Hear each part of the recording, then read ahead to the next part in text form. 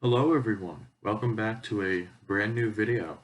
And today, I'm pretty sure we're just talking about ants.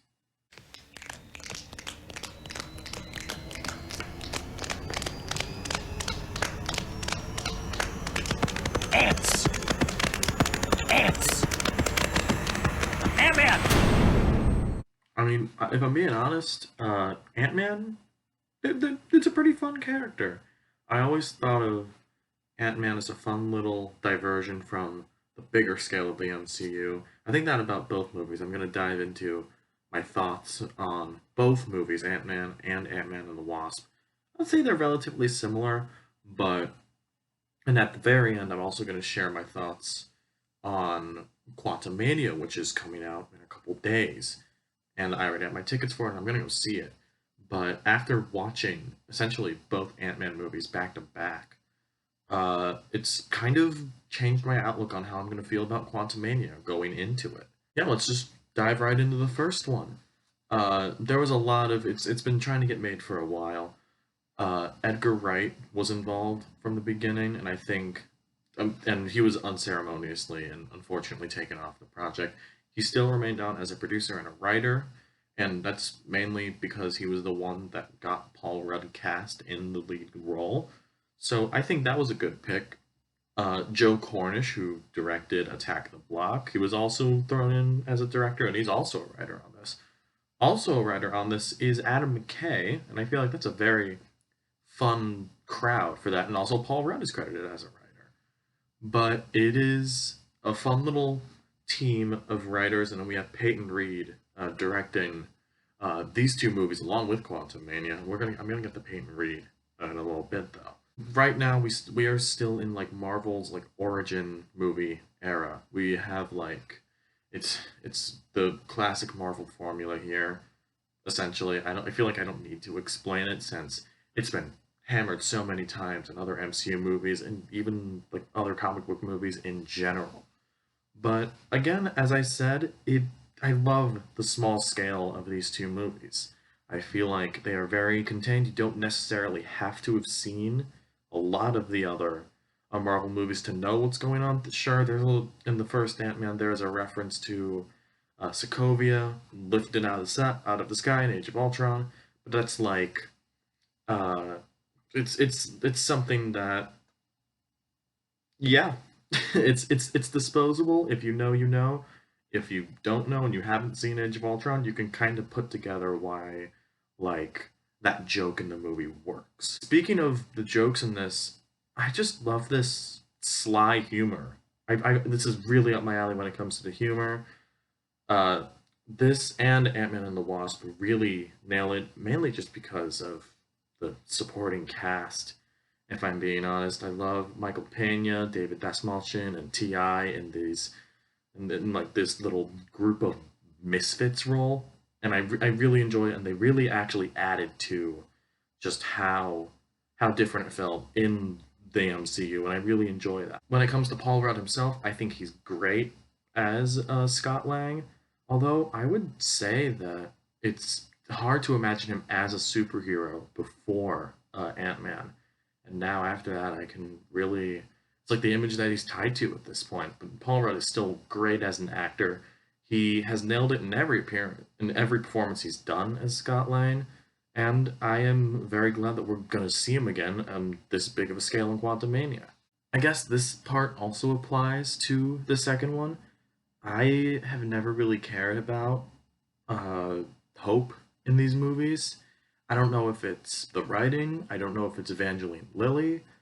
Uh, I she's Evangeline Lilly is not bad in the movies that she's in, but just never really stood out to me. On top, especially when a good amount of her scenes are with Paul Rudd and also Michael Douglas, who is really just turning in a performance. And I just really enjoy that like he didn't take it as like taking a paycheck or something. And I know there are other actors in the MCU that kind of do that, and I'm glad that Michael Douglas wasn't one of them. I also want to note that the aging in this, which is from 2015, looks a lot better than a lot of the other stuff that's come out recently. I don't know, that might just be me, but I just thought that.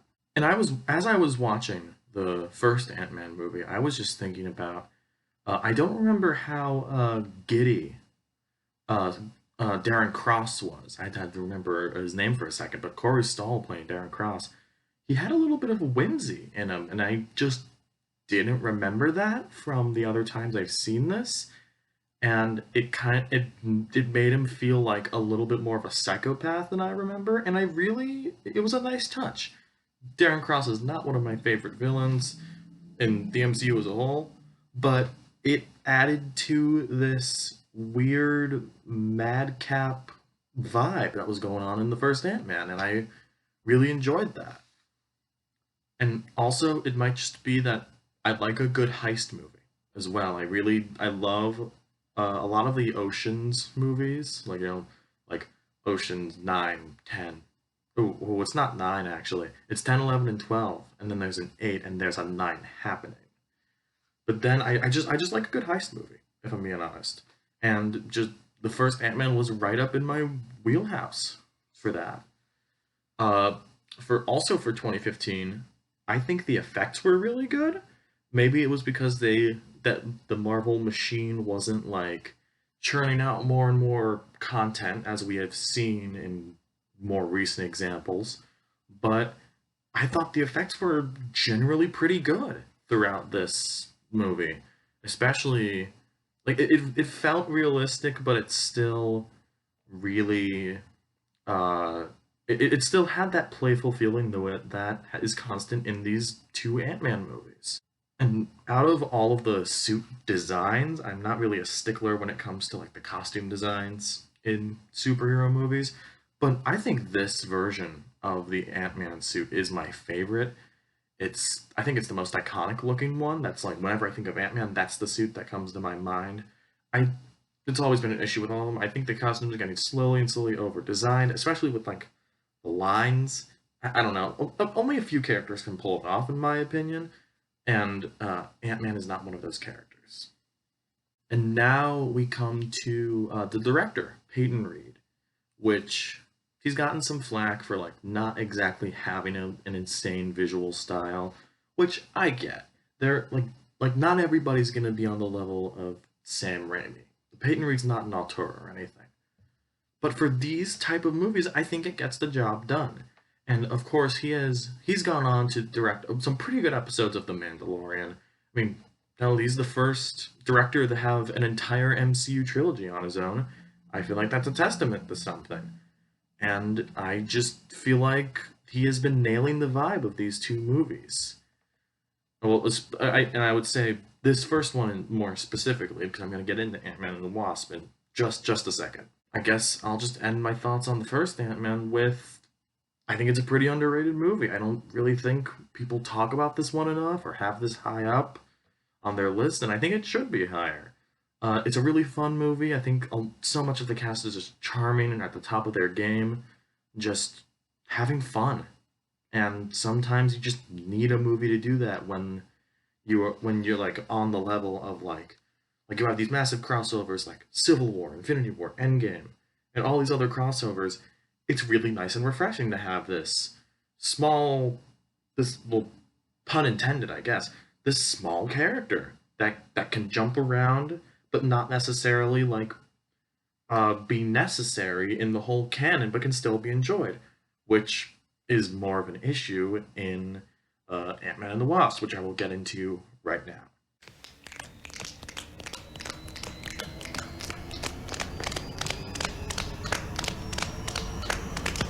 Ants! Ants! Ant-Man! So yeah, there's for Ant-Man and the Wasp, there a lot happened in between uh, these two Ant-Man movies. We got introduced to a lot more characters. Essentially the entire Civil War arc happened, and that completely changed the game. Also, Infinity War came out right before this, so that obviously completely changed everything. But Ant-Man and the Wasp is set before or during, I should say, Infinity War, and that explains why Ant-Man is not in Infinity War. So I will say the post Civil War MCU really started like the up to ante and everything. It started we and right out like the year after that we started introducing Doctor Strange. We started getting a little weird out there. And I still like the fact that this was more of a small scale movie. Again, as I said, a lot of the traits from the first Ant-Man carry over onto this one. I think the humor still nails it. And every actor, again, is bringing their A game in this. And I will say, Paul Rudd and Evangeline Lilly, they have a lot better chemistry in this one, I think, mainly because Evangeline Lilly gets to have a little more fun with this performance. And again, I think it's just the writing, but I still think it's a lot of fun to see. And the villain, Ghost, played by Hannah John Kamen or Kamen, was also really interesting. Again, not one of the greatest MCU villains like in the canon, but it's still a very fun character. I'm interested to see where they go with this character because she is going to be appearing in the Thunderbolts movie, which we don't know much about anyway. But we know that she's going to be in there, and I liked the integration of Shield at the time trying to turn Ghost into a Winter Soldier type figure, and I think trying to continue that program with that could be interesting.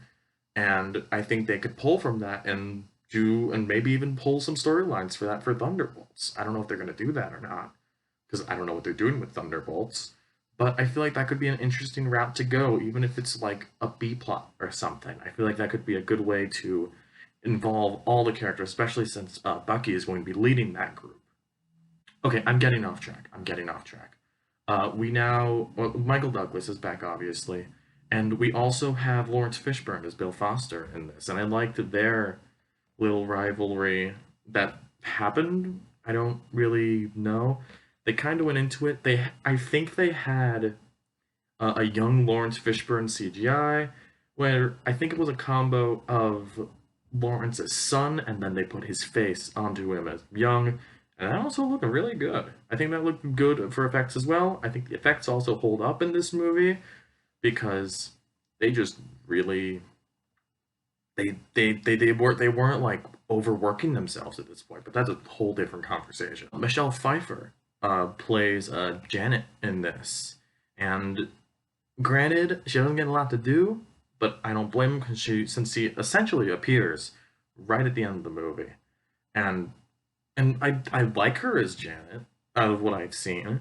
Out of the reviews that have been coming out about Quantumania, she is a highlight in the next Ant-Man movie. So I'm excited to see where they go with that, and I do like Michelle Pfeiffer. So I'm glad they're using her to seemingly to her best potential as an actor. Of course, the trio of Louise, Kurt, and Dave are back in this one. The whole truth serum bit was very funny. Again, I think the humor just sticks the landing in this one. I really have no complaints with the humor. Uh, they introduced Jimmy Woo, played by Randall Park, in this, and he's become like a bit of a fixture. Well, not a fixture, but he appeared in WandaVision. He's also going to be in Quantumania. I don't know how much he's going to be in it, but he's going to be in that as well. And I will say where I think, because I said I do think the first one is better than this one, only because I think I just like the story better. They both have heist themes. I also do like Walton Goggins as Sonny, I think his name is. I don't remember his last name, but him like all of them, Ghost, Sonny, and all these other people trying to get the briefcase it was fun. Again, it had that small scale feeling, and I just think, and it had a relatively happy ending too. With well, I'm not going to spoil it because I'm not a madman. There are people out there who haven't seen these movies. I'm not a madman. But yeah, no, it had a relatively happy ending up until it didn't. That's all I'm gonna say. But I do think that tie-in with the other upcoming movies like Endgame also really worked, and it's not technically part of the Ant-Man movies, but it also tied into the quote unquote finale of this massive story that the Ant-Man movies were a part of. So I will say about Ant-Man and the Wasp. Uh, it's a little inessential. I'm not saying here like this is not going to be the first movie I recommend from the MCU. Honestly, Ant-Man's up there as one of the first movies I would recommend. Like once you get down the line, Ant-Man and the Wasp is a tiny bit inessential, save for the very important post-credit scene down the line, like at the end. But it's still a pretty fun movie. Like you can watch it on its own, and you will have a fun time with it. That's at least what I think about this movie. All right, now that we got that out of the way, I feel like I should share now what I think about Quantumania and what I think that is going to bring upon from the other two movies and hopefully make them better. Ants! Ants! Ant-Man! By the way, I am seeing it in a couple days from this video being recorded, and my review will be up of it at some point in the next couple of days of this upload.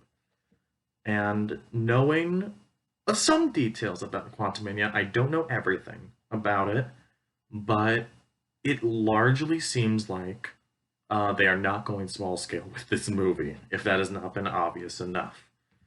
Uh, I do feel like there is, because we do know for a fact that that trio of Merry Misfits, Michael Pena, David Desmalchin, and T.I., like Luis, Dave, and Kurt, are just simply not in this movie. And that actually makes me really sad. They weren't a huge part of the Ant-Man movies, but they were a big reason on why I liked them a lot. It kept that humor going. And along with that family aspect, of course, we have a new actress for Scott's daughter, Cassie. But what's odd to me is apparently her parents are not going to be in this movie. I mean, obviously Scott is her dad, but Paxton, the guy that is with her mom now, they both aren't going to be in this movie. And I get it. Apparently, it's supposed to be like the big stepping stone to the future of what we're doing here. Like we know where we're going now, because one of the big criticisms of Phase 4 was we didn't really know where we were going in terms of the story. I could put it together. Phase 4 had its own theme and I enjoy it, but I get it. Like we didn't know where we were going for a long time after Endgame. And now we do. And it's in an Ant-Man movie. Like we know where we're going from here. And I have to admit, I am excited about this because I love Jonathan Majors as an actor. I've loved everything I've seen him in. And I'm sure he's going to kill it as Kang. But why is it in an Ant-Man movie? That's the one thing that's stopping me. All of the big things that are coming together for this to happen, since Jonathan Majors appeared as a Kang variant in Loki, why would you not continue that in season 2 of Loki? We know that season 2 is happening this summer. That's a fully confirmed. I think it's even already filmed. But and it's very interesting to me why it's an Ant-Man movie. Don't even know if it's the best choice if I'm being honest. But I'm at that point with Marvel where I'm a big enough fan where uh I will go see what they put out just because I'm a fan, but I am fully aware of the issues that the MCU has right now. And I think it was most prevalent in Phase 4, although I liked a good amount of the content from Phase 4 than more than most people. But we just it was there was too much mistakes going on.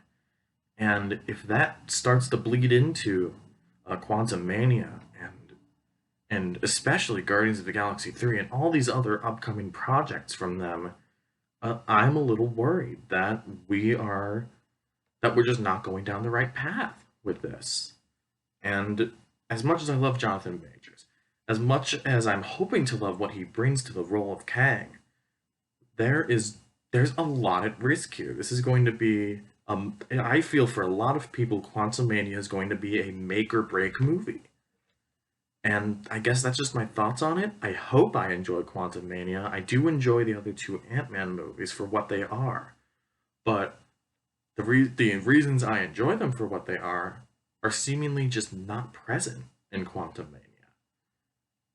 I I guess I'll have to know when my full thoughts on it when I see the movie, but it's just a little concerning now that I just sat through these two Ant-Man movies and just how fun and charming yet a little bit inessential they are.